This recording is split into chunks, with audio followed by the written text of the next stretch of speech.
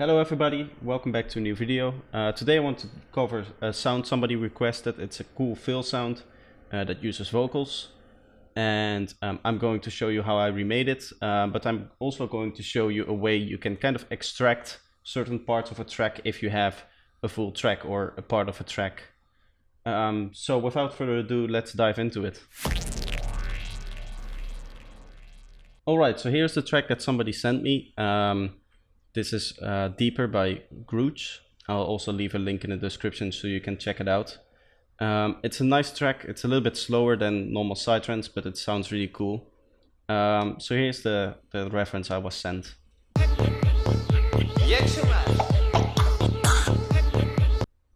And somebody requested that I would cover how you could make a fill like this. It's a very special sound here. As you can hear, it sounds very vocally here. But to really analyze it, what you want is to kind of subtract some of the elements. So that's what I did. And the way I did it is, as you can see here, we have another track with a little segment of the other track as well. And I took that segment from right here. It's this kick and bass. And what I did then is I put that on a track where I inverted the phase of both of the channels. So this will still sound well. That's how it sounds like. But if we combine that with the original, you will hear that the kick and bass completely falls away here. And that's of course because of phase cancel, or I wouldn't really call it phase cancellation. It's more like just a property of the waveform that this, of course, if this waveform is flipped and you then sum it with the kick that's here, it will kind of subtract the kick and the bass thing. So it's not really phase cancellation, I believe. I wouldn't know how to call it, but this is what I ended up with. And this is just basically the track without kick and bass.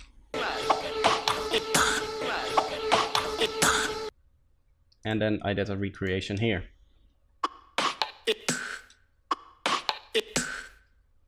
And there isn't really much sound design to this whole thing. I mainly wanted to make this video to kind of show you that trick there. But I'll quickly go over what I actually did here. So I started out analyzing kind of what vowels were being used, because I was pretty sure that this was made of vocals. You can hear the little snippet here, right? That sounds very vocally. So what I did is I kind of went through each of the little hits here, for example this one and this one and then this one and this one, and I tried to recreate the sound myself with my mouth. And then I recorded some of those attempts, and I arranged them to match what we had here, and that sounded like this.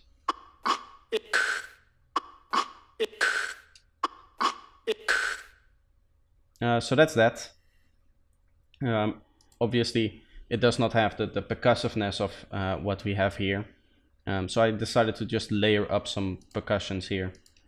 And those are just kind of randomly chosen. I try to match them as closely as possible to the transient we have here. And yeah, that's what this sounds like.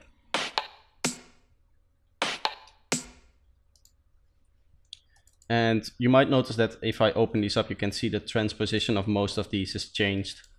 For this one it isn't, but I might even have done that for some of the vocal ones. It doesn't look like it, just these two.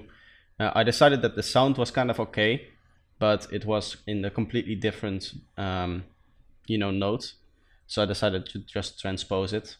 So that's something you want to play around with. Obviously this is a very limited use case, as I'm trying to recreate this thing perfectly. Finally, I just wanted to show you this. There's some of the processing is going through. We have, standard OTT, the EQ, a little bit of reverb, and then a limiter to top it off. So it's not very interesting, but I think it sounds very, very close to what we have here.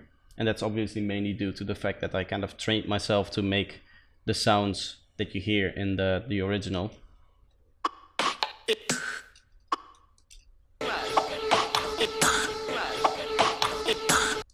You might be able to do some more stereo whining and stuff like that to this if you really want to recreate that.